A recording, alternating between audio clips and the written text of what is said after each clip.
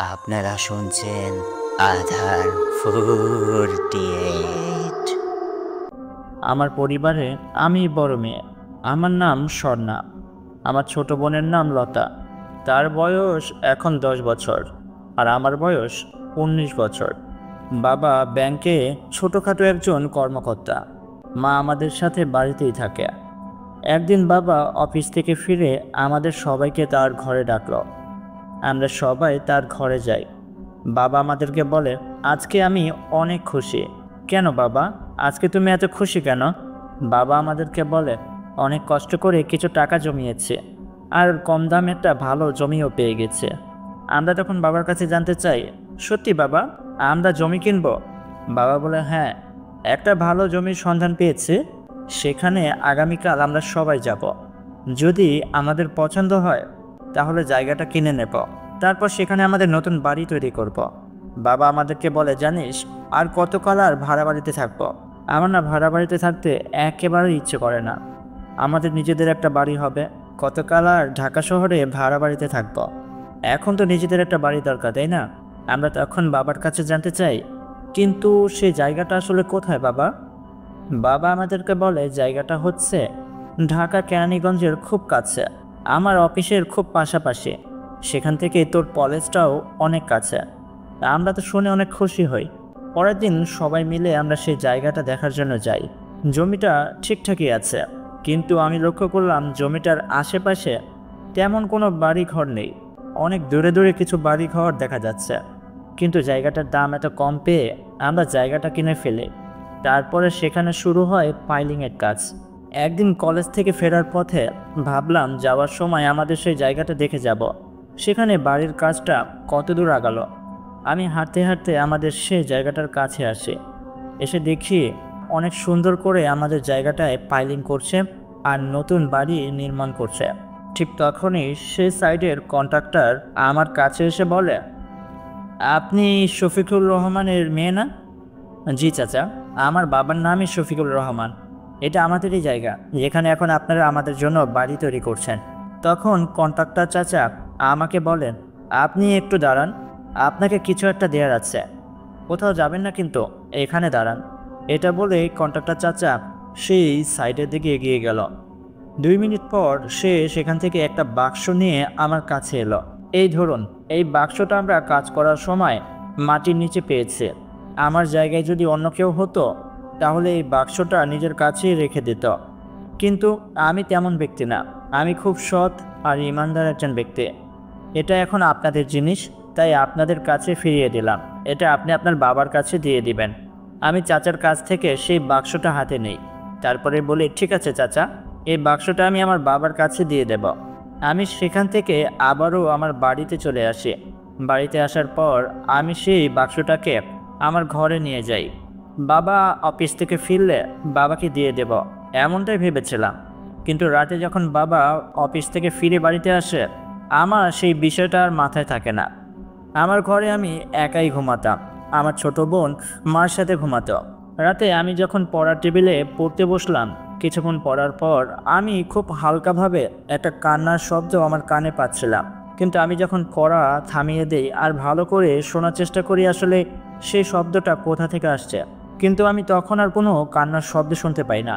আমি ভাবলাম এটা বোধহয় আমার মনের ভুল। আমি আমার বিছানায় এসে ঘুমিয়ে পড়ি। মাঝরাতে আমি একটা স্বপ্ন দেখি। আমি দেখতে পাই অনেক বড় একটা বাক্স। আমি দেখতে পাই সেই বাক্সের ভিতরে একটা পুরুষকে শিকল দিয়ে বেঁধে রাখা হয়েছে। পুরুষটির শরীরে অনেক জায়গায় কাটা অংশ, সেই জায়গাগুলো থেকে রক্ত বের হচ্ছে। পুরুষটি আমাকে দেখে কান্না করতে করতে বলে, আমার কোনো দোষ নেই জানেন, গত 90 বছর ধরে আমাকে এই বাক্সের ভিতরে বন্দি করে রাখা হয়েছে। সেই তান্ত্রিক, সে চেয়েছিল আমাকে দিয়ে কালো জাদুর মাধ্যমে কিছু মানুষের ক্ষতি করতে, কিন্তু আমি তো ভালো জিন, আমি কখনো কোনো মানুষের ক্ষতি করিনি জানেন। আমি একজন ইমানদার জিন।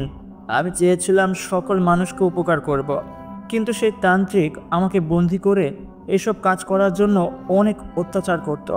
কিন্তু তারপরেও আমি যখন রাজি হতাম না কালো জাদু করার জন্য, তখন সেই তান্ত্রিক আমাকে এই বাক্সের ভেতরে বন্দি করে আর আমাকে বলে, যতদিন তুই আমার কাজ করতে রাজি না হবে ততদিন তুই এই বাক্সের ভেতরে বন্দি থাকবি। সেদিনের পর থেকে 90 বছর কেটে গেছে, কিন্তু এখনও আমাকে সেই তান্ত্রিক মুক্ত করেনি। আমি এখনও এই বাক্সের ভেতরে বন্দী। আপনি আমাকে দয়া করে মুক্ত করে দেন।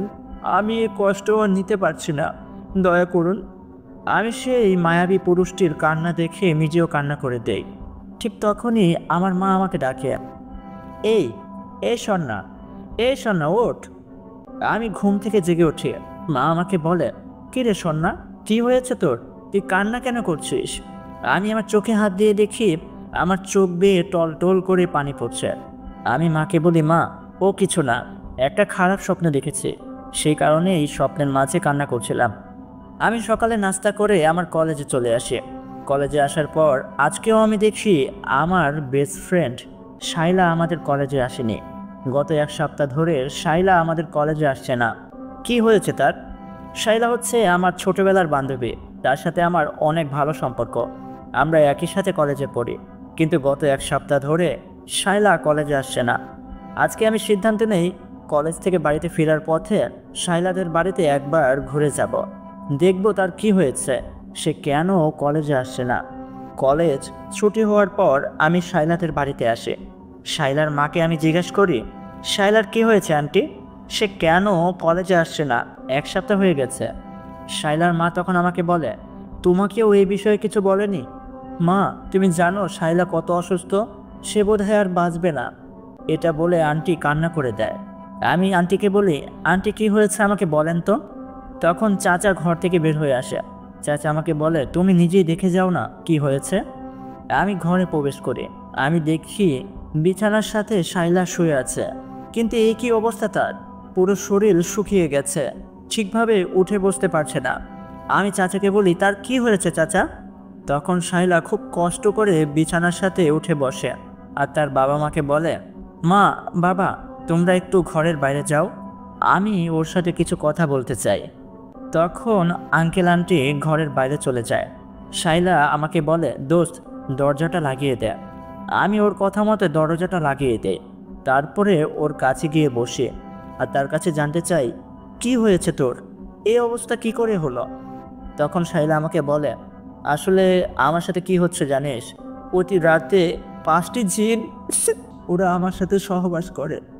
আমি আর নিতে পারছি না দোস্ত, আমি মরে যাওয়ার অনেক চেষ্টা করেছি জানিস, কিন্তু আমি মরতেও পারছি না, ওরা আমাকে মরতেও দিচ্ছে না। আমি তখন শাইলাকে বলি, তোর কথা আমি কিছু বুঝতে পারছি না, আমাকে একটু শুরু থেকে বলবি কি হয়েছে তোর সাথে? শাইলা আমাকে বলে, তুই আসিফের কথা মনে আছে?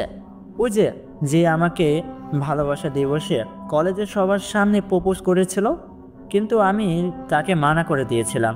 তারপর থেকে আসিফ আমার পেছনে অনেকবার ঘুরেছে। একদিন সে আমাকে এত বিরক্ত করে যে আমি না বুঝেই তাকে একটা চড় মারি, কিন্তু আমি জানতাম না তাকে চড় মারার পর সে আমার উপরে কালো জাদু করবে। আমি তখন শাইলাকে বলি, কি বলছিস? কিন্তু আমি যতটুকু জানি আসিফ তো এখন বাংলাদেশে থাকে না, সে তো ওর মামার সাথে লন্ডনে চলে গেছে, তাহলে সে কি করে তোর উপরে কালো জাদু করতে পারে? শাইলা আমাকে বলে, আমি জানি আসিফ এখন বাংলাদেশে নেই, কিন্তু সে দূরে বসে আমার উপরে এইসব করছে।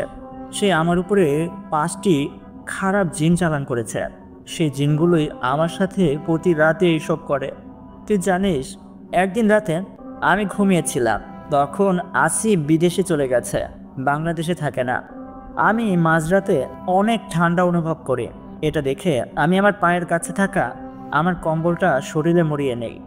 আমি আবারও ঘুমিয়ে পড়ি, কিন্তু তার বেশ কিছুক্ষণ পর আমি অনুভব করি কেউ একজন আমার কম্বলের নিচে আছে আর আমার শরীরকে স্পর্শ করছে। এটা দেখে আমি অনেক ভয় পেয়ে যাই, আমার ঘুমটা ভেঙে যায়।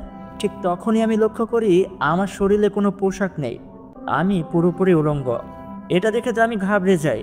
আমি সাথে সাথে আমার উপর থেকে কম্বলটা সরিয়ে ফেলি। কম্বলটা সরানোর পর আমি দেখতে পাই একটা লোক, সে লোকটা আমার শরীরকে স্পর্শ করছে, তার শরীরেও কোনো পোশাক ছিল না। এটা দেখে আমিও অনেকটা ভয় পেয়ে যাই আর অনেক লজ্জা অনুভব করি। আমি তখন সেই লোকটাকে বলি, কে আপনি? আপনি এত রাতে আমার ঘরে কি করে এলেন? আপনি কে? সে লোকটি তখন হাসতে হাসতে বলে, আমি একটা জিন, আর আমাকে পাঠানো হয়েছে তোমার কাছে। আর আমি একা না, আমার সাথে আরও 4 জন আছে। ওই যে দেখো, ওই পাশে দাঁড়িয়ে আছে। আমি তখন সেই লোকটার কথা মতো আমার ঘরের দরজার দিকে তাকাই। আমি দেখতে পাই আরও 4টি কালো ছায়া সেখানে দাঁড়িয়ে আছে। আমি বুঝতে পারি আমার সাথে কি হচ্ছে। এই লোকটা এতক্ষণ আমার সাথে সহবাস করেছে। আমি কিছু বলতে পারছিলাম না, আমি এতটা ভয় পেয়ে গিয়েছিলাম জানিস। কিন্তু তখন সেই জিনটা আমাকে বলে, আমার নাম হচ্ছে অধমকাল, আর এই 4জন হচ্ছে আমার সাথে। আর আমাদের 4জনকে আসিফ 161টি কালো মহিষের মাধ্যমে তোমার উপরে চালান করেছে। সে আমাদেরকে আদেশ করেছে যেন আমরা প্রতি রাতে তোমার উপরে ঝাঁপিয়ে পড়ি, তোমার সাথে শারীরিক সম্পর্ক করি। এটাই আমাদের আদেশ করেছে, আর আমরা আমাদের আদেশ পালন করছি। এখন তো শুধু আমি করেছি, এরপর আমার 4 সাথী করবে, আর এভাবে চলবে দিনের পর দিন, রাতের পর রাত। তুমি পারলে আমাদের আটকিয়ে দেখাও। আমি কিছু বলতে পারছিলাম না। আমি একবার ভাবি আমার বাবা মাকে অনেক জোরে একটা চিৎকার দিয়ে ডাকবো, কিন্তু ঠিক তখনই সেই অধমকাল নামক জিনটা আমাকে বলে, আমি জানি তুমি মনে মনে কি ভাবছো। তুমি যদি এখন তোমার বাবা মাকে ডাকো, তাহলে আমি আগেই বলে দিচ্ছি আমরা কি করব। তারা যখন এই ঘরে আসবে, আমরা 5জন মিলে তাদেরকে সাথে সাথে হত্যা করব। এখন এটা তোমার বিষয়, তুমি কি তোমার বাবা মার কাছে সাহায্য চাইবে কি চাইবে না। আগেই বলে দিলাম তুমি তোমার বাবা মাকে এইসব কথা বলতে যেও না, তাহলে তাদেরকে আমরা মেরে ফেলব। বাবা মাকে হারানোর ভয়ে তা আমি আর কিছু বলতে পারি না। সেদিন রাতে সেই 5জন, জানিস তারপরের দিনে আমি আর মনে হচ্ছিল আমি মরে যাই। আমি আত্মহত্যা করতে গিয়েছিলাম, কিন্তু সেই জিনগুলো আমাকে মরতেও দেয় না। যখন আমি আত্মহত্যা করতে যাই তখনই তারা আমাকে বাঁচিয়ে নেয় আর বলে, না না, এটা হবে না। আমরা যতদিন তোমাকে ছেড়ে না যাচ্ছি, তোমাকে আমরা মরতে দিতে পারি না। সেদিনের পর থেকে প্রতি রাতে তারা আমার কাছে আসতো। আমি কাউকে কিছু বলতে পারতাম না জানিস। মাঝে মাঝে তো সেই 5জন আসিফের রূপ ধরে আমার কাছে আসতো আর আমাকে বলতো, আজকে রাতে তোর সাথে যা করব, লন্ডনে বসে তোর প্রেমিকা সব কিছু দেখবে। এটা একটা কালো জাদুর প্রসেস, আর এভাবেই প্রতি রাতে চলতে থাকে। আস্তে আস্তে আমার শরীর শুকাতে থাকে। একদিন আমি মাথা ঘুরিয়ে পড়ে যাই। আমার বাবা মা আমার কাছে ছুটে আসে। বাবা মা কিছুটা সন্দেহ করে। বাবা মা ডক্টরের কাছে আমাকে নিয়ে যায়, কিন্তু ডক্টর সব কিছু চেক আপ করে বলে আমি ঠিক আছি। কিন্তু হঠাৎ করে যে কীভাবে আমি শুকিয়ে যাচ্ছি এটা তারা বলতে পারছে না। তারা কিছু মেডিসিন লিখে দেয়, কিন্তু মেডিসিন খাওয়ার পরেও কিছু হয় না। বাবা সিদ্ধান্ত নেয় আমাকে হুজুর দেখাবে, কিন্তু আমি বাবাকে বলি, না না, আমি কোনো হুজুরের কাছে যাব না। কারণ আমার মনে ভয় হচ্ছিল যদি কোনো হুজুরের কাছে আমি যাই তাহলে সেই খারাপ জিনগুলো আমার বাবা মাকে হত্যা করবে। কিন্তু বাবা মা আমার কোনো কথা শোনে না। একদিন খুব জোর করে আমাকে একটা অনেক বড় হুজুরের কাছে নিয়ে যায়। হুজুর আমাকে দেখার সাথে সাথেই বলে, এই মেয়েটিকে তো অনেক বাজেভাবে কালো জাদু করা হয়েছে, এর সাথে শারীরিক সম্পর্ক করছে 5টি কালো জিন, আমি দেখতে পাচ্ছি। বাবা মা এইসব কথা শুনে অনেক ভয় পেয়ে যায়। হুজুর বলে, আপনারা চিন্তা করবেন না, আমি আমার সকল জ্ঞান দিয়ে চেষ্টা করব আপনাদের মেয়েকে রক্ষা করতে। আমি আগামীকাল আপনাদের বাড়িতে আসব, যা করার আগামীকালই করব। সেদিন রাতে সেই খারাপ জিনগুলো আমার উপরে আরও বেশি করে অত্যাচার করে আর বলে কেন আমি হুজুরের কাছে গিয়েছি। অনেক কষ্ট করে সেদিন রাতটা আমি পার করি। ভেবেছিলাম পরের দিন হুজুর তো আমাদের বাড়িতে আসবে, হয়তোবা এই বিপদের হাত থেকে সে আমাকে রক্ষা করবে। কিন্তু সেদিন আর হুজুর আমাদের বাড়িতে আসে না। বাবা হুজুরের কাছে আবারও যায়। হুজুর তখন বলে, আমি আপনার মেয়ের এই কাজটি করতে পারবো না। সেই জিনগুলো আমাকে অনেক ভয় দেখিয়েছে আর বলেছে আমি যদি আপনার মেয়েকে সাহায্য করি তাহলে সে আমার বউ বাচ্চাকে হত্যা করবে। আমি আপনার মেয়েকে সুস্থ করতে পারবো না। আপনারা আরও কোনো বড় হুজুর বা কবিরাজকে দেখে নেন, আমি পারবো না, আমাকে আপনারা মাফ করবেন। বাবা মা নিরাশ হয়ে বাড়িতে ফিরে আসে। সেদিনের পর থেকে বাবা অনেক বড় বড় কিছু হুজুর কবিরাজকে আমাদের বাড়িতে নিয়ে এসেছে, কিন্তু তার পরের দিনে সেই হুজুর কবিরাজরা এই কাজটি করতে মানা করে দিত। তারা বলতো তারা নাকি এই কালো জাদু নষ্ট করতে পারবে না, তাদের এই ক্ষমতা নেই। এবার বোধহয় আমি মরেই যাব। আমার মৃত্যু নিয়ে কোনো আফসোস নেই, কিন্তু একটা ভয় যে আমি মরে যাওয়ার পর সেই খারাপ জিনগুলো আমার মাকে না হত্যা করে, আমার বাবাকে না মেরে ফেলে। এই ভয় আমাকে প্রতিনিয়ত করে করে খাচ্ছে বন্ধু। আমি এসব কথা শুনে কান্না করে দেই আর তাকে জড়িয়ে ধরে বলি, আমি দেখি কিছু করতে পারি কিনা। আল্লাহ পাক তোকে এত কষ্ট কেন দিচ্ছে আমি জানি না, কিন্তু তারপরেও বলবো তুই আল্লাহর উপরে ভরসা রাখ। আমি শাইলাদের বাড়ি থেকে বিদায় নিয়ে আমার বাড়িতে চলে আসে। আমার মনটা অনেক খারাপ ছিল। আমি ভাবছিলাম, আল্লাহ পাক এত নিষ্ঠুর কী করে হতে পারে? একটা মাসুম মেয়ের উপরে এত নির্যাতন করছে সেই খারাপ জিনগুলো, তারপরেও আল্লাহ কিছু কেন করছে না? রাতে আমি ঘুমিয়েছিলাম। সেদিন রাতেও আমি একই ধরনের একটা স্বপ্ন দেখি। সেই বাক্সটা, আর বাক্সটার ভিতরে সেই সুদর্শন পুরুষটা শিকলে বাঁধা অবস্থায় পড়ে আছে আর কান্না করে আমাকে বলছে, আমাকে আপনি সাহায্য করেন। আপনি যদি আমাকে সাহায্য করেন তাহলে আমিও আপনাকে সাহায্য করব।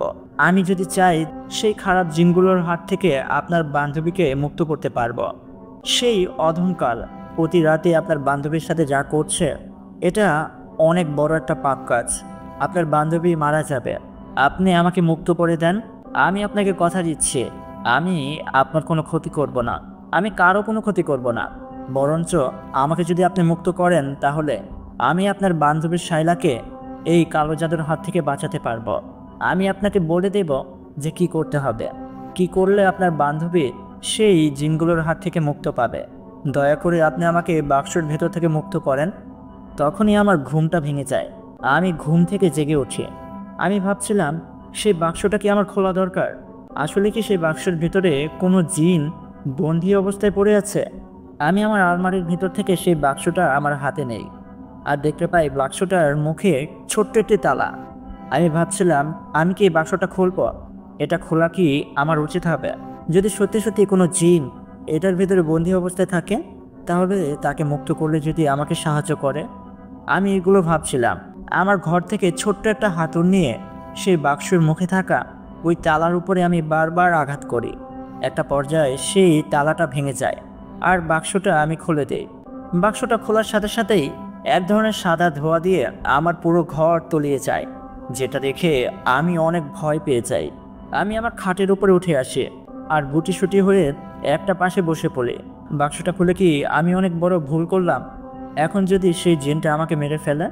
আস্তে আস্তে সেই ধোঁয়াগুলো আমার ঘরের জ্বালানা দিয়ে বাইরে চলে যায়। ধোঁয়াটা কেটে যাওয়ার পর আমি দেখতে পাই আমার ঘরের দরজার সামনে সেই সুদর্শন পুরুষটা দাঁড়িয়ে আছে, যাকে আমি পরপর 2 দিন স্বপ্নের মাঝে দেখেছিলাম। শিকলে বাঁধা অবস্থায় পড়েছিল সেই বাক্সের ভেতরে। সাদা পাঞ্জাবি, এখনও তার শরীরে পড়া, বিভিন্ন জায়গায় আঘাতের চিহ্ন, সেই জায়গাগুলো থেকে রক্ত বেয়ে পড়ছে। সেই পুরুষটা আমার দরজার কাছে দাঁড়িয়ে আছে। সে ঠিকভাবে দাঁড়াতে পারছিল না। একটা পর্যায়ে সে সেখানে পড়ে যায়। আমি এক দৌড়ে তার কাছে যাই, তাকে অনেক কষ্ট করে তুলে আমার খাটে এনে বসাই। তখন সে আমাকে বলে, আমাকে দেখে আপনি ভয় পাবেন না, আমি একটা মুসলমান জিন, আমার নাম মুসা। গত 90 বছর ধরে আমি এই বাক্সের ভেতরে বন্দী ছিলাম। আপনি আমাকে দেখে ভয় পাবেন না, আমি আপনার কোনো ক্ষতি করব না। আসলে গত 90 বছর আগে আমি স্বাধীন ছিলাম। আমি আমার মতো করে মানুষদের সাহায্য করতে চাইতাম, কিন্তু একদিন সেই তান্ত্রিক আমাকে বন্দি করে ফেলে। সে আমাকে দিয়ে অনেক খারাপ কাজ করাতে চেয়েছিল, কিন্তু আমি রাজি হই না। এই কারণে সে আমাকে এই বাক্সের ভেতরে বন্দি করে মাটির নিচে পুঁতে ফেলে। আমি তো ভেবেছিলাম আমি আর কখনোই এই বাক্স থেকে মুক্ত হতে পারবো না, কিন্তু আপনি আমাকে মুক্ত করলেন। আজকে আপনি যখন কান্না পড়তে পড়তে আপনার ঘরে আসলেন, তখন আমি বাক্সের ভেতর থেকে দেখতে পাচ্ছিলাম আপনার সাথে কি কি ঘটেছে।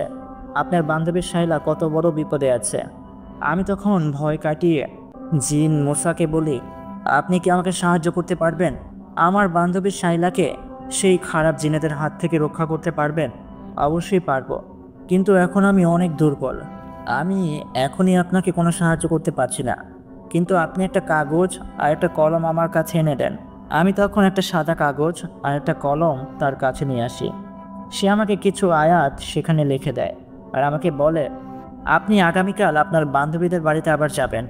তারপরে এই কাগজে লেখা আয়াতগুলো ঘরের চারিপাশে ঘুরে ঘুরে পড়বেন। আয়াত পড়া শেষ হলে আপনি এই কাগজটাকে ভাঁজ করে একটা খালি তাবিজের ভেতরে ঢুকিয়ে সেই তাবিজটা মন দিয়ে লাগিয়ে একটা কালো সুতার সাথে পেঁচিয়ে আপনার বান্ধবীর গলায় পরিয়ে দেবেন। এর ফলে সেই 5টি জিন আপনার বান্ধবীর কাছে আসতে পারবে না। কিন্তু সেই 5টি জিনেদের ভেতরে একজন আছে যে কিনা সর্দার, যার নাম অধমকাল। তাকে হারানোটা এত সহজ হবে না, কিন্তু আমার কাছে এখন আমার পুরোপুরি শক্তি নেই। আগে আমার সুস্থ হতে হবে। 2 দিন সময় চাই আমার। আমি সুস্থ হলে তার সাথে লড়াই করতে পারবো, কিন্তু সেই 2 দিন আপনাকেই যা করার করতে হবে। এখন আমাকে ফিরতে হবে। এটা বলে জিন মূসা খাট থেকে দাঁড়ালো, আর কয়েক পা এগিয়ে যেতে সে আবারও মাথা ঘুরিয়ে মাটিতে পড়ে যায়। আমি বুঝতে পারি সে অনেকটা দুর্বল হয়ে পড়েছে, এই কারণে ঠিকভাবে দাঁড়াতেও পারছে না। আমি অনেক কষ্ট করে তাকে আবারও খাটে এনে শুইয়ে দেই। তারপরে কিছু ব্যান্ডেজ আর কিছু স্যাভলন দিয়ে তার কাটা স্থানগুলো ভালো করে পরিষ্কার করি। সে ঘুমিয়েছিল। আমি তার মাথার কাছে বসে তার সেবা করছিলাম, তাকে দেখছিলাম আর ভাবছিলাম সে জিন হলেও দেখতে কত সুন্দর, কি মায়াবী চেহারা। আমি মনে মনে তো এমনই কাউকে খুঁজছিলাম আমার জীবনসাথী বানানোর জন্য। সে যদি মানুষ হতো তাহলে আমি তাকে সাথে সাথে বিয়ে করে ফেলতাম। ভোর হওয়ার কিছুক্ষণ আগে তার জ্ঞান ফিরে আসে। সে আমাকে বলে, কি হয়েছে, আমি এখনো যেতে পারিনি। আমি তখন বলি, আপনি তো কয়েক পা আগাতেই আবারও অজ্ঞান হয়ে পড়ে গেলেন, আপনি অনেকটা দুর্বল। তখন জিন মূসা আমাকে বলে, আপনাকে অসংখ্য ধন্যবাদ, কিন্তু এখন আমাকে ফিরতে হবে। আমি আমার পরিবারের সাথে দেখা করি না 90 বছর ধরে, আমাকে তাদের সাথে দেখা করতে হবে। কতদিন আমি আমার মাকে দেখিনি, আমি তার কাছে দেখা করেই আবার আপনার কাছে ফিরে আসব। তখন আমি তাকে বলি, আচ্ছা, আপনি যে আমাকে যে কাজটি করতে বললেন, এটা করলেই কি আমার বান্ধবীর উপরে যে কালো জাদুটা আছে সে কালো জাদু নষ্ট হয়ে যাবে? তখন জিন মূসা আমাকে বলে, দেখুন, আপনার বান্ধবীর উপরে কালো জাদু করেছে কি আপনি জানেন? আমি বলি, হ্যাঁ জানি তো। আমার বান্ধবীকে কালো জাদু করেছে আসিফ, সে এখন লন্ডনে থাকে। তখন মূসা জিন আমাকে বলে, মোটেও না, আপনার বান্ধবীর উপরে কালো জাদু করেছে অধমকাল নামক সেই জিনটি।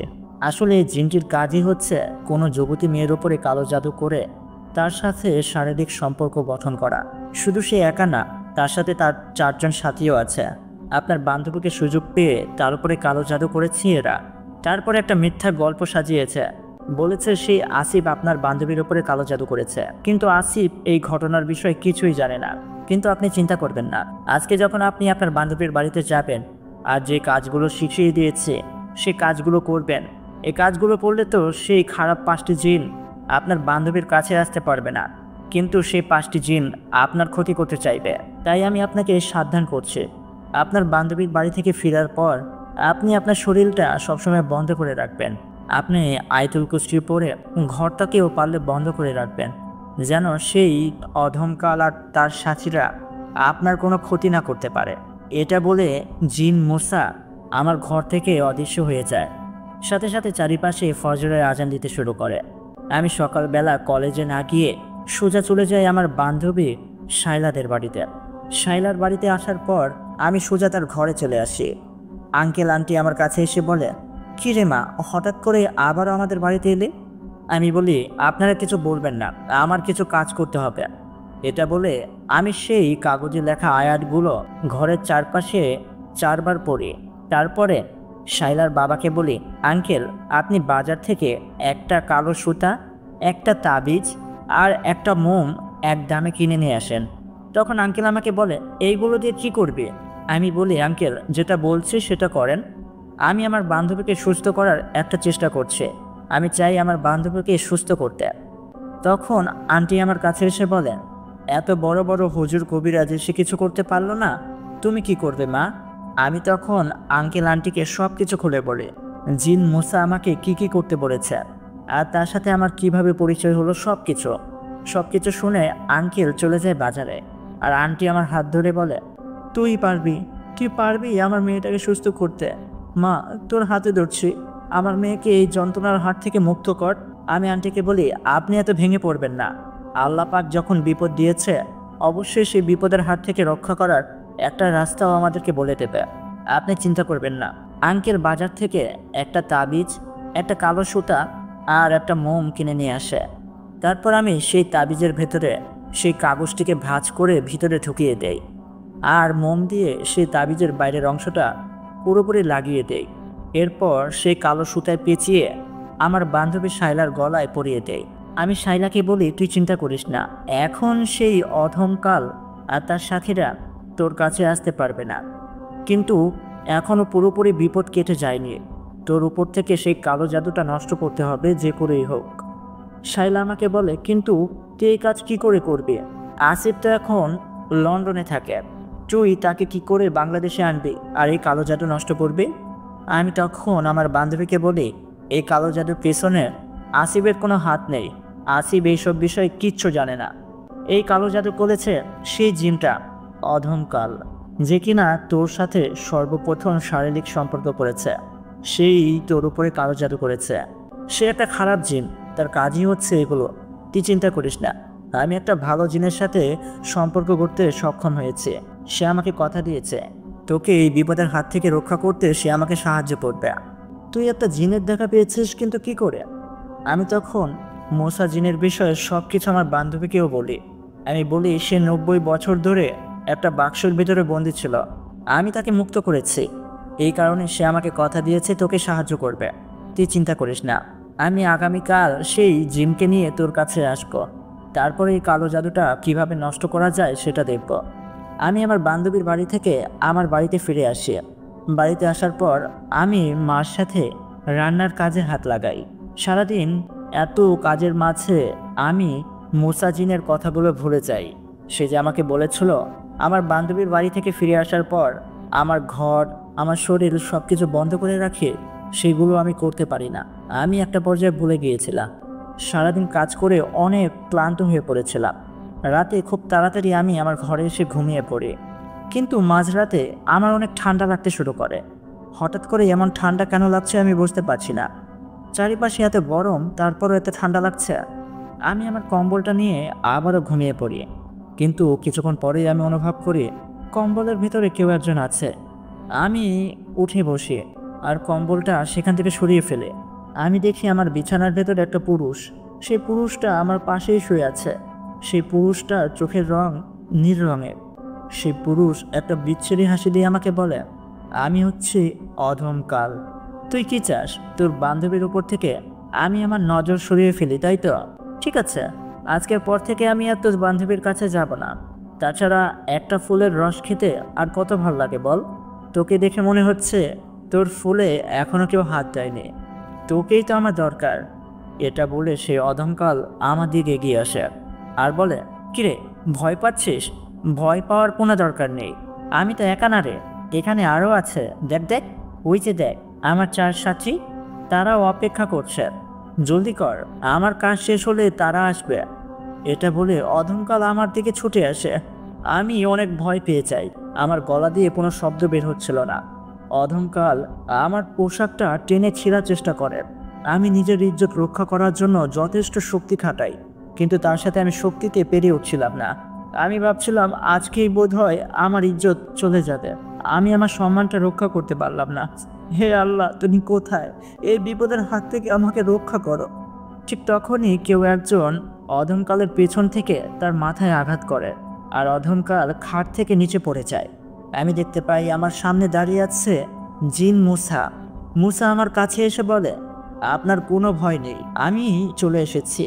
তুই তুই এখানে কেন এসেছিস? দেখ, তোর সাথে আমাদের কোনো শত্রুতা নেই। আমরা চাই না তোর কোনো ক্ষতি করতে। তোকে ভালোই ভালোই বলছি এখান থেকে চলে যা, নয়তো তুই তোর প্রাণ হারাবি। জিন মুসা বলে, তুই আমাকে হত্যা করবি?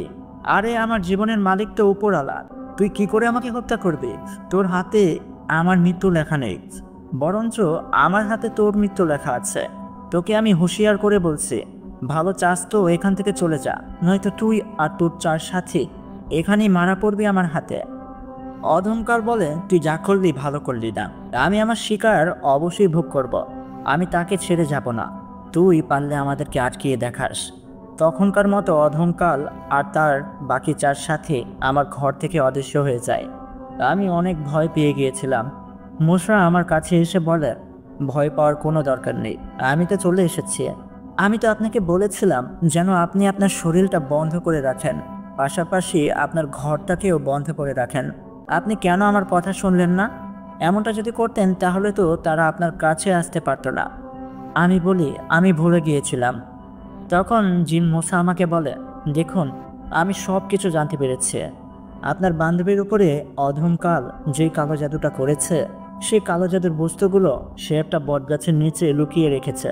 আমাদের সেই গাছের তলায় যেতে হবে, সেখানকার মাটি সরিয়ে সেই কালো জাদুর বস্তুগুলো উদ্ধার করতে হবে। সেগুলো নষ্ট করলেই আপনার বান্ধবীর শাইলা আবারও স্বাভাবিক রূপে ফিরে আসবে। আস্তে আস্তে সে সুস্থ হয়ে যাবে। কিন্তু আমরা যদি সঠিক সময় সেই কালো জাদুর বস্তুগুলো নষ্ট না করতে পারি, তাহলে আপনার বান্ধবী শাইলা এই কালো জাদুর কারণে মারা যাবে। আমি তখন জিন মূসাকে বলি, তাহলে আমরা সেখানে যাচ্ছি না কেন? জিন মূসা বলে, আজকে সেখানে যেতে পারবো না। তাছাড়া সেখানে যাওয়ার পরে অনেক বিপদ হতে পারে। আর এই কাজ করার জন্য আপনার বান্ধবীকেও সেখানে নিয়ে যেতে হবে। আমি আপনাদের সাথে থাকবো, ভয় পাওয়ার কোনো দরকার নেই। আমরা আগামীকাল রাতে সেখানে যাব। আপনি কাল সকালে গিয়ে আপনার বান্ধবীকে বলে রাখবেন এর সকল কিছু। আর হ্যাঁ, আমাদের কিছু জিনিস দরকার, এইগুলো আপনি আর আপনার বান্ধবী আপনাদের কাছে রাখবেন। রাতে আমি আপনাদের বান্ধবীদের বাড়িতে আসব, তারপরে আপনাদেরকে নিয়ে রওনা করব। আমি তখন বলি, আপনার কি কি দরকার? তখন জিন মশা বলে, আমার 1 বোতল আদি জমজম কোপের পানি লাগবে, আর একদমে একটা কালো পাঠা সেই মেয়ের বাবাকে কিনতে বলবে। এগুলো নিয়ে আমরা সেখানে যাব। এখন আমি চলে যাচ্ছি, ভয় নেই, তারা আর ফিরে আসবে না। আমি আপনার ঘর বন্ধ করে দিয়ে যাচ্ছি, তারা আপনার কাছে আসতে পারবে না। এটা বলে জিন মূসা আবার আমার ঘরের চারিপাশে কিছু একটা পরে ফু দিল, তারপরে সেখান থেকে অদৃশ্য হয়ে গেল। সেদিন রাতে আমি অনেক ভয় পেয়েছিলাম। আমি আমার ঘরের বাতিটা জ্বালিয়ে ঘুমিয়েছিলাম। পরের দিন সকাল হতেই আমি আমার বান্ধবীদের বাড়িতে চলে যাই। তারপর আমি শাইলার বাবাকে বলি, আঙ্কেল, একদমে একটা কালো পাঠা কিনে নিয়ে আসেন। আজকে রাতেই যা করার করতে হবে, সেই কালো জাদুটা নষ্ট করতে হবে। ইনশাল্লাহ আমরা এই কাজে সফল হব, আপনি চিন্তা করবেন না। আঙ্কেল একদমে একটা কালো পাঠা কিনে নিয়ে আসে। আমি আমার বান্ধবী শাইলাকে বলি কি কি করতে হবে। আজ রাতেই আমরা সেই জিন মূসার সাথে এই কালো জাদু নষ্ট করার জন্য সেইখানে যাব। আমার বান্ধবী বলে, কিন্তু বন্ধু, আমার অনেক ভয় লাগছে, যদি সেই অধমকাল আমাদেরকে মেরে ফেলে। আমি তখন বলি, জিন মূসা আমাকে কথা দিয়েছে, সে আমাদের সাথেই থাকবে, আমাদের কোনো ক্ষতি হতে দেবে না।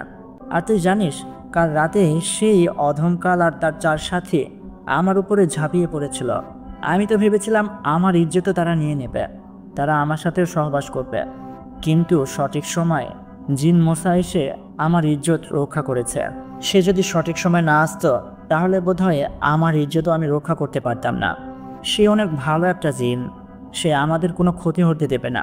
রাতে আমি আমার বান্ধবীর সাথে ঘরের বাইরে চলে আসি। আমার হাতে ছিল সেই কালো পাঠাটা, যেটাকে আঙ্কেল একদমে কিনে নিয়ে এসেছে। আমি বাড়িতে ফোন করে বলেছিলাম আজকে শাইলাদের বাড়িতেই থাকবো, যেন চিন্তা না করে। শাইলা আর আমি সেই দেখানো পথ ধরে হাঁটছিলাম।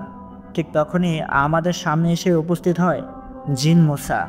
জিন মূসা আমার বান্ধবীর কাছে গিয়ে বলে, আসসালামু আলাইকুম ওয়া রাহমাতুল্লাহি ওয়া বারাকাতুহু। আমার নামই হচ্ছে মূসা, আপনি ভয় পাবেন না, আপনার কোনো ক্ষতি হবে না, আমি আপনাকে রক্ষা করব। আসুন আমার সাথে। আমরা 3 জন সেই পথ ধরে হাঁটছিলাম। আমাদের পথ দেখিয়ে নিয়ে যাচ্ছিল জিন মূসা। তখনই আমি দেখি আরও 4টি সাদা রঙের ছায়া আমাদের পিছন পিছন আসছে। এটা দেখে এমন একটা ভয় পেয়ে যায়। কিন্তু মূসা জিন আমাকে বলে, ভয় পাওয়ার কোনো দরকার নেই, এরা 4 জন হচ্ছে আমার সাথী, এরা আমাদের সাথেই যাবে, যেন কোনো ক্ষতি না হয় আপনাদের। জিন মূসা আমাদেরকে নিয়ে আমাদের পাশের এলাকার অনেক বড় একটা বট গাছের কাছে আসে। সেখানে আসার পর মূসা জিন আমাদেরকে বলে, আপনাদের সাথে থাকা সেই কালো পাঠাটা আমার কাছে দেন। আমরা তখন সেই কালো পাঠা তার কাছে দিয়ে দেই। আমরা দেখি মূসা জিন সেই কালো পাঠা নিয়ে ওই বটগাছের সাথে বেঁধে দেয়, তারপর গোল করে একটা দাগ কাটে, আর আমাদের সে বলে, আপনারা এই দাগের ভিতরে থাকেন, আর হ্যাঁ, চোখ দুটো বন্ধ করে ফেলবেন। যাই ঘটুক না কেন আপনারা চোখ খুলে তাকাবেন না, যতক্ষণ আপনাদেরকে আমরা চোখ খুলতে না বলছি। আমি বলি, ঠিক আছে, তাই হবে। আমি আর শাইলা চোখ বন্ধ করে ফেলে। কিছুক্ষণ পর সেই পাঠা ছাগলটা অনেক ডাকাডাকি করতে শুরু করে। চারিপাশে অনেক বাতাস বইছিল। আমরা শুনতে পাই গাছের ডালগুলো যেন ভেঙে যাচ্ছে। একটা পর্যায়ে সব কিছু শান্ত হয়ে যায়। আমাকে তখন মূসা জিন বলে, এখন আপনারা চোখ খুলতে পারেন। আমরা চোখ খুলে তাকিয়ে দেখি আমাদের সামনে এখন আর সেই কালো রঙের পাঠাটা নেই, সেটা সেখান থেকে উধাও হয়ে গেছে। আমরা তখন মূসা জিনকে বলে, সেই ছাগলটা এখন কোথায়? মূসা বলে, তাকে নিয়ে গেছে এই গাছের মালিক। আসলে এই গাছে একটা খারাপ জিন বসবাস করে, তাকে খুশি করার জন্যই আমরা কালো ছাগলটা নিয়ে এসেছিলাম।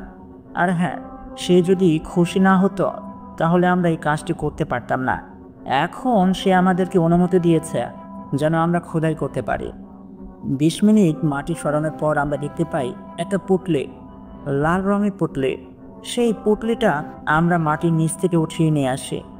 তারপরে সেই পুঁটলির মুখটা খুলে দেখি সেখানে আমার বান্ধবী শায়লার জামার একটি অংশ, মাথার একটি চুল, তার নখের অংশ, আরও অনেক কিছু। তখন মুসা জিন আমাকে বলে, এগুলোই হচ্ছে সেই কালো জাদুর বস্তু।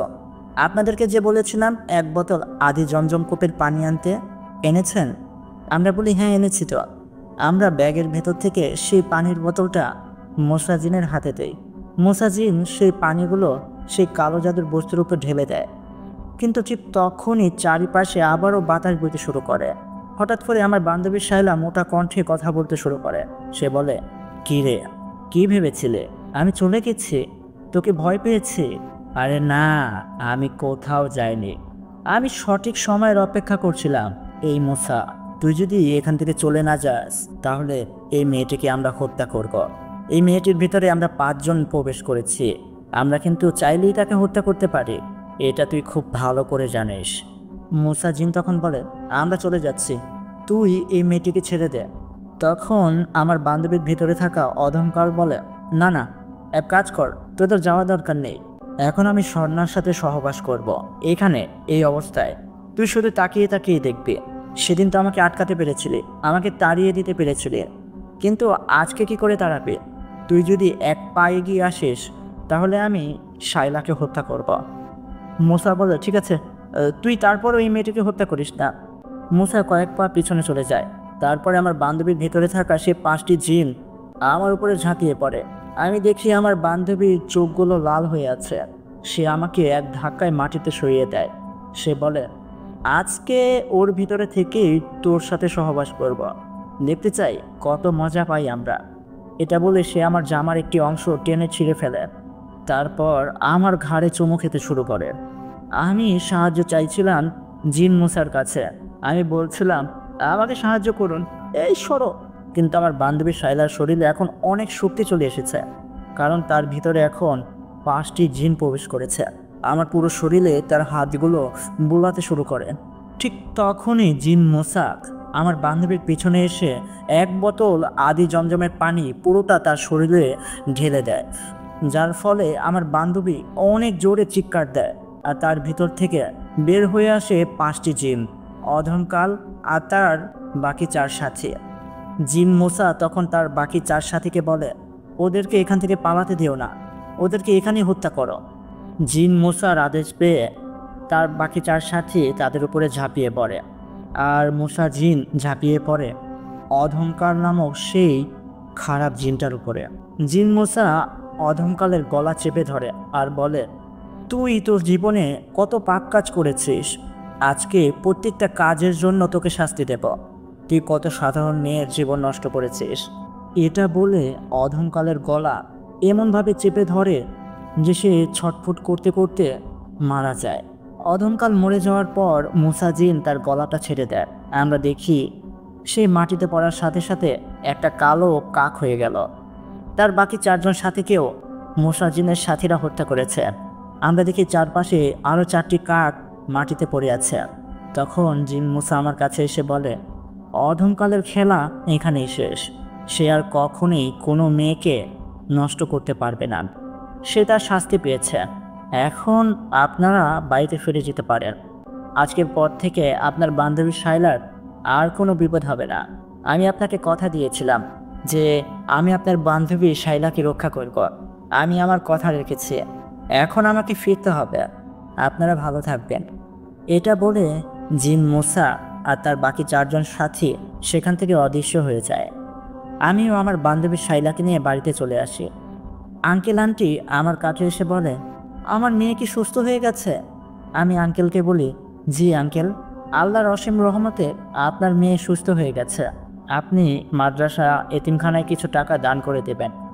আমি আমার বাড়িতে চলে আসি। পরের দিন কলেজে যাওয়ার পর দেখি আমার বান্ধবী শায়লা কলেজে এসেছে। এভাবেই আমার দিনগুলো কাটছিল। আমার মনটা বারবার জিন মুসাকে দেখতে চাচ্ছিল। একদিন আমার বান্ধবী শায়লা আমার কাছে এসে বলে, কিরে, তুই যেন কেমন একটা পাল্টে গেছিস, কি হয়েছে বলতো? আমি আমার বান্ধবী শাইলাকে বলি আমি জিন মুসাকে অনেক ভালোবেসে ফেলেছি। আমার ইচ্ছে করছে তাকে জড়িয়ে ধরতে, তার সাথে কথা বলতে। কি করে আমি তার সাথে দেখা করব বলতো? আমার বান্ধবী শাইলা আমাকে বলে, তুই একটা কাজ করতে পারিস। তোর ঘরে থাকা সেই বাক্সটাকে তুই তোর বুকের সাথে লাগিয়ে মনে মনে তোর প্রিয় জিন মোসাকে স্মরণ করতে পারিস। হয়তোবা এই কাজ করার ফলে জিন মোসা তোর কাছে আসতে পারে, কারণ সেই বাক্সর সাথে তার একটা সম্পর্ক আছে। হতেও পারে সে তোর কাছে আসতে পারে। আমি বলি, তুই একটা ভালো বুদ্ধি দিয়েছিস, তোকে অসংখ্য ধন্যবাদ বন্ধু। আজ রাতেই আমি এমনটাই করব। যে করেই হোক তার সাথে আমার আবারও দেখা করতে হবে। রাতে সবাই ঘুমিয়ে যাওয়ার পর আমি সেই বাক্সটাকে আমার বুকের সাথে জড়িয়ে ধরি আর বারবার করে স্মরণ করি, আপনি কোথায়? আপনাকে দেখতে চাই। আপনাকে দেখার জন্য আমার মন ব্যাকুল হয়ে গেছে। আপনি যদি আমার কণ্ঠ শুনতে পান তাহলে আপনি আমার সাথে দেখা করতে আসুন। আপনাকে না দেখতে পেয়ে আমার অনেক কষ্ট হচ্ছে। ঠিক তখনই আমার ঘরে কিছু সাদা ধোঁয়া জ্বালানা দিয়ে প্রবেশ করে। আমি দেখি সেই সাদা ধোঁয়া থেকে আস্তে আস্তে জিন মূসা বের হয়ে আসে। জিন মূসা আমার কাছে এসে বলে, আপনি আমাকে স্মরণ করেছেন, কিন্তু কেন? আমি তো একটা জিন, আপনি কেন আমাকে দেখতে চাচ্ছেন? আপনি তো শুধু চেয়েছিলেন যেন আমি আপনাকে সাহায্য করি। আমি তো তেমনটাই করেছি, কিন্তু এখন কেন আমাকে ডাকছেন? আমি তখন জিন মূসাকে বলি, ওইখানে না দাঁড়িয়ে থেকে আমার কাছে এসে বসতে পারেন না? জিন মূসা আমার কাছে এসে বসল। তারপর আমাকে বলল, এখন বলেন আপনি কেন আমাকে দেখতে চাচ্ছিলেন? আমি বলি, আপনি সেদিন নিজের কথা না ভেবে আমার ইজ্জত রক্ষা করলেন, তাও একবার না দুইবার। আমি আপনার কাছে ঋণী। মনে মনে আমি আপনাকে ভালোবেসে ফেলেছি। আমি নিজেও জানতাম না যে আমি কখনো একটা জিনের প্রেমে পড়ব, কিন্তু আমি পড়েছি। আমি প্রতি রাতে আপনাকে অনেক মিস করি। আমার মন বলে যেন আপনার সাথে দেখা করি, আমার হৃদয় বলে যেন আমি আপনার সাথে কথা বলি। এখানে আমার কি দোষ বলেন তো? তখন মূসা জিন একটা মুচকি হাসি দিয়ে বলে, তার মানে আপনি আমার প্রেমে পড়ে গেছেন, তাই তো? আমি বলি, হ্যাঁ, অল্প প্রেমে না, অনেক বেশি প্রেমে পড়ে গেছি। আপনাকে না পেলে বোধহয় আমি মরেই যাব। জিন মূসা আমাকে জড়িয়ে ধরে আর বলে, এখন বলেন আপনার হৃদয় আর কি বলছে, আপনার মন আর কি চায়? আমি তখন বলি, আমার মন বলছে যদি আপনি আমাকে একটা কিস করতেন তাহলে কতই না ভালো হতো। জিন মূসা তখন হঠাৎ করেই আমার ঠোঁটে তার ঠোঁট লাগিয়ে দেয়, তারপর একটা আমাকে কিস করে। সেদিনের পর থেকে আমার আর জিন মূসার ভেতরে একটা সম্পর্ক তৈরি হয়। আমরা একে অপরকে অনেক ভালোবাসি। একদিন আমি মূসাকে বলি, আচ্ছা মূসা, তুমি কি তোমার মার সাথে আমাকে দেখা করাবে না? মূসা আমাকে বলে, সত্যি স্বর্ণা, তুমি আমার মার সাথে দেখা করতে চাও? আমি বলি, হ্যাঁ সত্যি, কারণ সেই তো আমার শাশুড়ি হবে। আমি কি আমার শাশুড়ি মাকে দেখতে পারি না? কবে দেখা করাবা সেটা বলো। মূসা আমাকে বলে, ঠিক আছে, আজ রাতেই তোমাকে দেখা করাবো। এখনই এখনই নিয়ে যাব তোমাকে আমাদের জগতে, চলো। মূসা আর আমি খাট থেকে উঠে দাঁড়াই। মূসা আমাকে বলে, তুমি তোমার চোখ বন্ধ করো, তারপরে যখন আমি চোখ খুলতে বলবো তখনই চোখ খুলবে। আমি মূসার কথা মতো আমার চোখ দুটো বন্ধ করে ফেলে। মূসা কিছুক্ষণ পর আমাকে বলে, এবার তুমি তোমার চোখ খোলো। আমি আমার চোখ খুলে তাকাই। আমি এবার দেখতে পাই আমি এখন আর আমার ঘরে দাঁড়িয়ে নেই, আমি একটা জঙ্গলের মাঝে দাঁড়িয়ে আছি। এটা কি করে সম্ভব? কয়েক মিনিট আগেও তো আমি ঘরের মাঝে দাঁড়িয়েছিলাম, এখানে আমি কি করে এলাম? মূসা আমাকে বলে, আমি আমার শক্তির মাধ্যমে নিয়ে এসেছি। কেন, ভয় লাগছে নাকি? আমি বলি, তুমি যতক্ষণ আমার পাশে আছো আমার কোনো কিছুতে ভয় লাগে না। তুমি জানো, তুমিই তো আমার সাহস, তুমি তো আমার সব কিছু। আমি জানি তুমি আমাকে সব কিছু থেকে রক্ষা করবে। মূসা আমাকে বলেন, ওই যে সামনে ওই অন্ধকারটা দেখছ? আমি তখন মূসার দেখানো জায়গায় তাকাই। আমি দেখি আমাদের থেকে কিছুটা দূরে একটা অন্ধকারের দেয়াল। আমি এর আগে অনেক অন্ধকার জায়গা দেখেছি, কিন্তু এত কুচকুচে অন্ধকার জায়গা আমি কখনো দেখিনি। তখন মূসা আমাকে বলে, এই দেয়ালের ওপাশেই আছে আমাদের জগৎ, চলো আমি তোমাকে নিয়ে যাচ্ছি সেখানে। মূসা আমার হাত দুটো শক্ত করে ধরে। আমি আর মূসা সেই অন্ধকার জায়গা দিয়ে হাঁটতে শুরু করি। 1 মিনিট হাঁটার পর আমরা অন্য আরেকটি পাশে চলে আসি। এখন আমি যেন একটা অন্য জগতে চলে এসেছি, কারণ এখানে সব কিছুই খুব অদ্ভুত। চারিপাশে সাদা ধোঁয়া উঠছে। মুসা আমাকে বলে, এটাই আমাদের জগৎ। এখানে আমার মতো আরও অনেক জিনেরা থাকে, কিন্তু তোমার ভয় পাওয়ার কোনো দরকার নেই। তাদের সবাইকে আমি তোমার কথা জানিয়েছি, তারা কেউ তোমার কোনো ক্ষতি করবে না। আসো, তোমাকে আমার বাড়িতে নিয়ে যাই। জিন মুসা তখন তার সাথে করে আমাকে একটা খুব সুন্দর বাড়ির ভিতরে নিয়ে যায়। বাড়ির ভিতরে প্রবেশ করে দেখি আমার সামনে 4টি পুরুষ দাঁড়িয়ে আছে। 4জনের চেহারাই যেন একই রকম। 4জনই সাদা পাঞ্জাবি পরে আছে, মাথায় টুপি। তখন মুসা আমাকে বলে, এই 4জনকে চিনতে পারছো? এরা হচ্ছে আমার আপন 4টি ভাই। এই 4জনই কিন্তু সেদিন রাতে আমার সাথে যুদ্ধ করেছিল সেই খারাপ জিনেদের বিপক্ষে। আমি তখন তাদেরকে বলি, আপনারাই ছিলেন? তারা বলে, জি ভাবি, আমরাই ছিলাম। ভাইয়া আমাদেরকে বলেছে আপনি হবেন আমাদের ভাবি, তাই আপনাকে ভাবি করলাম, কিছু মনে করবেন না। আমি বলি, না না, কিছু মনে করছি না। আপনারা তো আমার আদরের দেবর, আপনারা অনেক কিছুই বলতে পারেন, এসব নিয়ে রাগ করছি না আমি। মুসা আমাকে তার মার সাথে পরিচয় করিয়ে দেয়। আমি দেখি তার মার এখন অনেক বয়স হয়ে এসেছে। আমি তাকে গিয়ে একটা সালাম দিই, আসসালামু আলাইকুম ওয়া রাহমাতুল্লাহি ওয়া বারাকাতুহু। ওয়ালাইকুম আসসালাম, আসো এখানে বসো। তোমার নামই তো স্বর্ণা, তাই না? তোমার কথা আমাকে মুসা অনেকবার বলেছে। সে বলেছে তোমরা একে অপরকে কতটা ভালোবাসো।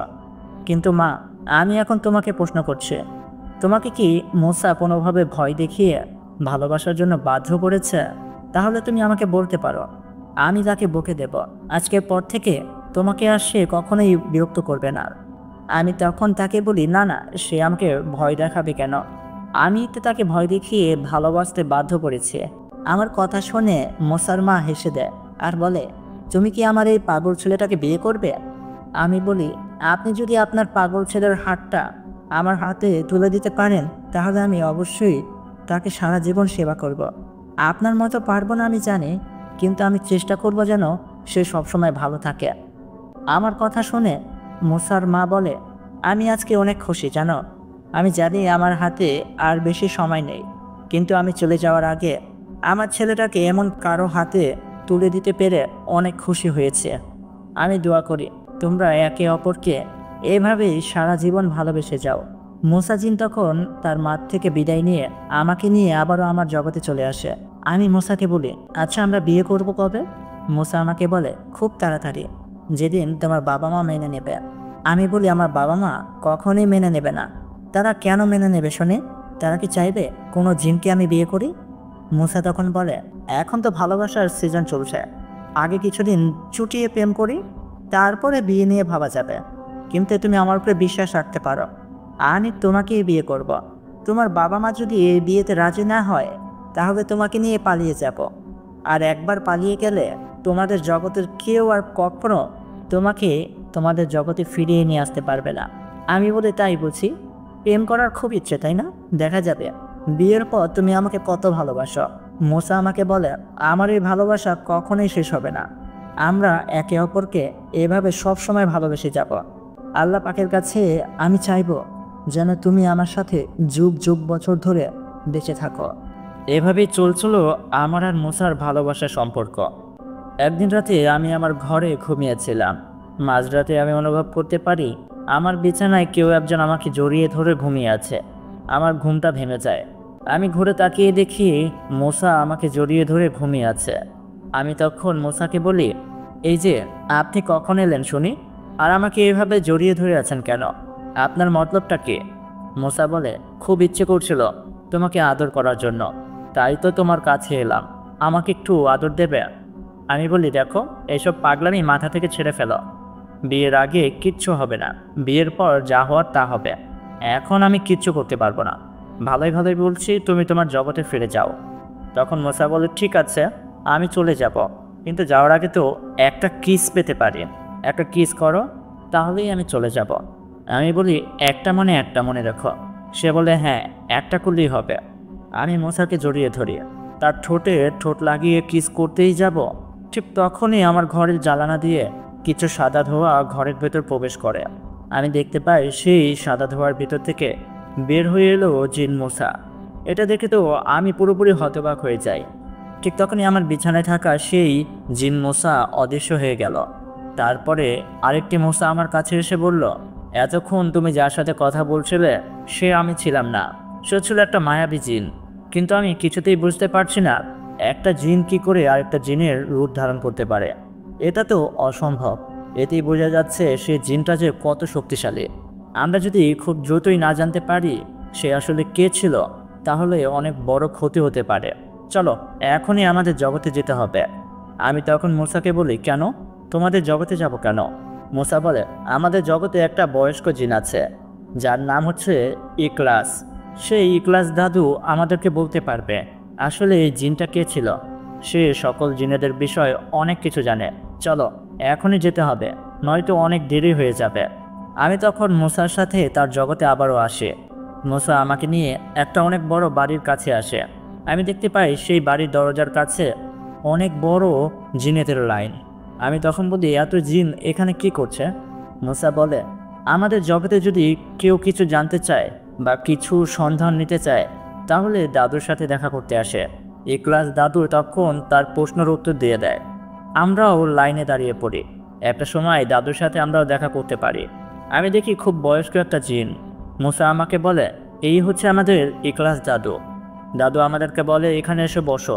আমরা তার কাছে গিয়ে বসি। দাদু বলে, কি হয়েছে, কি জানতে চাও বলো? মূসা আর আমি সব কিছু খুলে বলি, কিছুক্ষণ আগে যা যা ঘটেছে। সবটা শুনে দাদু কিছুটা চিন্তায় পড়ে যায়। মূসা বলে, দাদু, আমি কখনো শুনিনি যে একটা জিন আরেকটা জিনের মতো রূপ পরিবর্তন করতে পারে। এটা তো অসম্ভব। সে আসলে কে ছিল দাদু? তখন ইখলাস দাদু আমাদেরকে বলে, আমি তাকে চিনি, তার সম্পর্কে জানি। সে হচ্ছে রাহু। তোমরা যে কিছুদিন আগে তার ছোট ভাইকে হত্যা করেছ। আমরা বলি, তার ছোট ভাই মানে? দাদু বলে, অধমকাল। অধমকালই ছিল রাহুর ছোট ভাই। তোমরা যখন অধমকালকে হত্যা করছিলে তখন রাহু গভীর জঙ্গলে তার শয়তান প্রভুর ধ্যানে মগ্ন ছিল। রাহু 120 বছর একটানা তার শয়তান প্রভুর ধ্যান করেছে। এই কারণে শয়তান তাকে কিছু শক্তি দান করেছে। সেই শক্তিগুলোর ভিতরে একটা শক্তি হচ্ছে যে কোনো জিনের মতো সে অনায়াসে রূপ পরিবর্তন করতে পারবে। তার কাছে আরও অনেক শক্তি আছে, তুমি কখনোই তার সাথে পারবে না। সে যদি সেদিন তার ভাইয়ের সাথে থাকতো তাহলে মূসা তুমি তার ভাইকে কখনোই হত্যা করতে পারতে না, বরঞ্চ সে তোমাকে হত্যা করত। সে এতটা শক্তিশালী। আমরা তখন বলি, দাদু, তাহলে আমরা এখন কি করব? দাদু বলে, আমি রাহুকে আটকাতে পারবো না।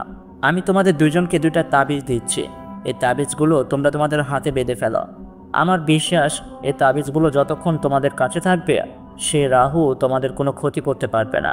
দাদু আমাদের দুজনকে দুইটা তাবিজ দিল, আমাদের হাতে পরিয়ে দিল। আমি আর মূসা দাদুর থেকে বিদায় নিয়ে আমাদের জগতে চলে আসি। মূসা আমাকে আমার ঘরে এনে দেয়। তারপরে বলে, আমাকে এখন যেতে হবে। আমি 2 দিন তোমার কাছে আসতে পারবো না, তুমি সাবধানে থেকো। আমি মূসাকে বলি, তুমিও আমাকে এই বিপদে রেখে পালিয়ে যাচ্ছ? মূসা আমাকে বলে, এই চিনলে তুমি আমাকে? আসলে আমি সাহায্যের জন্য যাচ্ছি, আমি পালিয়ে যাচ্ছি না।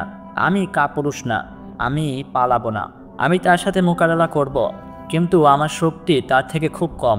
কিন্তু আমি এমন কাউকে চিনি যে কিনা তার মতোই শক্তিশালী। আমি তখন বলি, তুমি কার কথা বলছো? তখন মূসা আমাকে বলে, আমি একজনকে চিনি যার জীবন একবার আমি বাঁচিয়েছিলাম। সে আমাকে কথা দিয়েছিল যদি আমি কখনো কোনো বিপদে পড়ি তাহলে সে তার পুরো শক্তি দিয়ে আমাকে সাহায্য করবে। আমি শুনতে পেরেছি কিছুদিন আগে সে মহারাজ হয়েছে। আসলে তার বাবা ছিল অনেকগুলো জিনেদের রাজা। তার বাবা মরে যাওয়ার পর তাদের গোত্রের সকল জিনেরা মিলে তাকে মহারাজ ঘোষণা করেছে। সে যদি আমাকে সাহায্য করে আমার বিশ্বাস এই যুদ্ধে আমি জয়লাভ করব। আমি এখন তার কাছেই যাচ্ছি সাহায্যের জন্য, তুমি সাবধানে থেকো। এটা বলে মূসা আমার থেকে চলে গেল। মূসা চলে যাওয়ার পর আমি আমার ঘরে এসে ঘুমিয়ে পড়ি। এভাবে আরও একটি দিন কেটে গেল। পরের দিন রাতে মূসা আমার ঘরে আসে কান্না করতে করতে। আমি মূসাকে বলি, কি হয়েছে, তুমি এইভাবে কান্না করছো কেন? মূসা আমাকে বলে, আমার মা মারা গেছে, আজকে তার জানাজা, তাই তোমাকে নিতে এসেছি। চলো এখনই আমাদের জগতে যেতে হবে। এই কথা শুনে আমিও কান্না করে দেই। আমি মূসার সাথে তার জগতে যাওয়ার জন্য উঠে দাঁড়াই। মূসা আমার হাত শক্ত করে ধরে আর আমাকে বলে, তোমার চোখ বন্ধ করো। আমি আমার চোখ বন্ধ করি। আমি যখন আমার চোখ খুলি আমি দেখতে পাই এটা তো আরেকটা ভিন্ন জগৎ। এখানে চারিপাশে শুধুই মরুভূমি, বালুচর। এখানে আমি কি করে এলাম? আমি মুসাকে বলি, এটা তো তোমাদের জগৎ না, এখানে কেন নিয়ে এলে আমাকে? মুসা তখন মোটা কণ্ঠে হাসতে হাসতে বলে, এটা মুসার জগৎ না, এটা আমার জগৎ। আমি রাহু। আমি বুঝতে পারি আমি কত খারাপভাবে ফেঁসে গেছি। এটা তো রাহু ছিল, আমি তো ধরতেই পারিনি। ঠিক তখনই রাহু তার আসল রূপে ফিরে আসে। আমি দেখতে পাই পাহাড় সমান উঁচু, শরীর যেন লোহার মতো শক্ত, শরীরের রং কুচকুচে কালো, চোখ দুটো লাল টকটকে, মাথায় লম্বা চুল। একটা বিচ্ছিরি হাসি দিয়ে রাহু আমাকে বলে, আমার ভাই কত মেয়ের সাথে সহবাস করেছে, কিন্তু তোর সাথে সহবাস করতে এসে সে তার জীবন হারিয়েছে। কি আছে তোর ভিতরে? আমিও তো দেখছি। আমি তখন রাহুকে বলি, আমার কাছে আসবে না, এই দেখো আমার হাতে তাবিজ আছে, এই তাবিজ তোমাকে ধ্বংস করে দেবে। রাহু তখন হাসতে হাসতে বলে, একটা না দুইটা না, 120 বছর আমি আমার শয়তান প্রভুর ধ্যান করেছি, সে আমাকে অনেক শক্তি দিয়েছে। তুই কিভাবে বুঝতে পারলি যে এই সাধারণ তাবিজ আমাকে আটকাতে পারবে? এটা বলে রাহু আমার কাছে এসে এক টানে আমার হাত থেকে সেই তাবিজটা খুলে ফেলে আর আমাকে বলে, দেখলি তো, এই তাবিজ আমার কিছুই করতে পারবে না। এখন তোর সাথে আমি এইখানেই সহবাস করব। এটা আমার জগৎ, এই জগতে কেউ আসতে পারবে না। আর যদি মোসা কোনোভাবে চলেও আসে তাহলে সে আমার হাতেই মৃত্যুবরণ করবে। আমি চাই সে আসুক, কারণ সে আমার ভাইকে হত্যা করেছে। আমি যতক্ষণ তাকে না হত্যা করছি ততক্ষণ আমি শান্ত হব না। কিন্তু তার আগে তোর শরীরের উপরে আমি আমার রাগ ঝাড়ব। আমি দেখতে চাই কি আছে এই শরীরে। এটা বলে রাহু আমাকে এক ধাক্কা মেরে সেই বালুর উপরে শুইয়ে দেয়, তারপরে আমার উপরে ঝাঁপিয়ে পড়ে। আমি অনেক আটকানোর চেষ্টা করি, কিন্তু রাহু ছিল অনেক শক্তিশালী। রাহু আমার জামার একটি পাশ টেনে ছিঁড়ে ফেলে, তারপরে সেই পাশটায় তার হাত বোলাতে শুরু করে। আমাকে চুল ধরে সে কয়েকটা চড় মারে। ঠিক তখনই রাহুর পেছন থেকে কেউ একজন রাহুকে অনেক জোরে একটা লাথি মারে। রাহু আমার উপর থেকে দূরে গিয়ে পড়ে। আমি দেখতে পাই আমার সামনে দাঁড়িয়ে আছে মোসা। আমি উঠে দাঁড়াই, মোসাকে জড়িয়ে ধরি আর বলি, আমি তো ভেবেছিলাম তুমি আসবে না, তুমি আমাকে রেখে চলে গেছো। মোসা আমাকে বলে, তুমি আমার ভালোবাসা, কি করে ভাবলে এই শয়তানের হাতে তোমাকে রেখে আমি চলে যাব? তখন রাহু উঠে দাঁড়ায় আর রাহু মুসাকে বলে, তুই এখানে এসেছিস নিজের মৃত্যুকে খুঁজতে খুঁজতে, এখনই আমি তোকে হত্যা করব। তোর এখানে আসা মোটেও ঠিক হয়নি। তখন মুসা রাহুকে বলে, তোর ভাই আমার হাতেই মরেছিল, আজকে তুইও আমার হাতে মরবি। তখন শুরু হয় মুসা আর রাহুর ভেতরে ভয়াবহ একটা যুদ্ধ। কিন্তু মুসা রাহুর সামনে দাঁড়াতেই পারছিল না। রাহু বারবার তাকে ধরে আছাড় দিচ্ছিল। একটা পর্যায়ে মুসার নাক কান দিয়ে রক্ত বের হতে শুরু করে। মুসাকে এতটা মারছিল। ঠিক তখনই রাহু মুসার গলায় চেপে ধরে আর বলে, ঠিক এভাবেই তুই আমার ভাইকে হত্যা করেছিলি, তাই না? আজকে আমি তোকে এভাবেই হত্যা করব। তুই কত মূর্খ যে তুই একা আমার জগতে চলে এসেছিস। তুই জানিস না আমি কতটা শক্তিশালী? তারপরে তুই কেন এলি? মুসা বলে, আমি মূর্খ না, আমি একা আসিনি, আমাকে সাহায্য করার জন্য কেউ এসেছে। ওই দেখ, সে চলে এসেছে। রাহু আর আমি সেদিকে ঘুরে তাকাই। আমি দেখি বালুর বুক ছিঁড়ে একটা সাদা ঘোড়া আমাদের দিকে ছুটে আসছে। আমি লক্ষ্য করি সেই সাদা ঘোড়ার উপরে একটা লোক বসা, যার পরনে যুদ্ধের পোশাক, যার কোমরে একটা খুব অদ্ভুত তলোয়ারি। সেই তলোয়ারির বুকে আরবি হরফ দিয়ে কিছু খোদাই করা। সেই ঘোড়াটা আমাদের কাছে আসে। সেই লোকটা সেই ঘোড়ার উপর থেকে নেমে দাঁড়ায়। তখন রাহু মুসাকে ছেড়ে তার দিকে এগিয়ে যায় আর বলে, তুই কে? তখন সেই লোকটা বলে, আমি হচ্ছি মহারাজ ইয়ামিন। তুই আমার বন্ধুর উপরে আক্রমণ করলি, দেখ এখন আমি তোর কি করি। তুই হয়তো আমাকে চিনিস না, আমি তোর কি করতে পারি তোর কোনো ধারণা নেই। আমি কত শক্তিশালী এটা তুই জানিস না। তখন সেই মহারাজ ইয়ামিন বলে, শক্তিশালী? আচ্ছা দেখা যাক তুই কত শক্তিশালী, আয় তো আমার কাছে আয়। রাহু তার পুরো শক্তি দিয়ে সে জিনটার উপরে আক্রমণ করে, কিন্তু এই আঘাতে মহারাজ ইয়ামিনের কিছুই হয় না। আমি বুঝতে পারি মহারাজ ইয়ামিন কতটা শক্তিশালী। ঠিক তখনই মহারাজ ইয়ামিন তার কোমর থেকে সেই অদ্ভুত ধরনের তলোয়ারটি বের করে আর সেই রাহুর গলাটা এক কোপে কেটে ফেলে। রাহু সেখানেই মরে যায়, কিন্তু মাটিতে পড়ার আগে সে একটা কালো কাক হয়ে যায়। যেভাবে তার ভাই মাটিতে ঝরার আগে এমন হয়ে গিয়েছিল, ঠিক একইভাবে মহারাজ ইয়ামিন তখন মুসার দিকে এগিয়ে যায় আর তাকে খুব কষ্ট করে মাটি থেকে টেনে তোলে, তারপর আমার কাছে এনে বলে, এই ধরুন ভাবি, আপনার প্রিয়তমাকে আপনার কাছেই রাখুন। আমি বলি, আপনি কে? তখন সে বলে, আমি হচ্ছি মহারাজ ইয়ামিন। একবার মুসা আমার জীবন বাঁচিয়েছিল। আমি একটা পথ ধরে যাচ্ছিলাম একটা কাজে, ঠিক তখনই হঠাৎ করে একটা খারাপ জিন আমার উপরে আক্রমণ করে। সৌভাগ্যবশ সেই পথ ধরে যাচ্ছিল জিন মুসা। মুসা এটা দেখতে পেরে তার জীবনের মায়া না করে সেই খারাপ জিনটার সাথে যুদ্ধ করে তাকে হারায়। আমি তখনও মহারাজ হয়ে ওঠিনি। আমি তাকে কথা দিয়েছিলাম, যদি কখনো সে কোনো বিপদে পড়ে যেন সর্বপ্রথম আমাকে স্মরণ করে।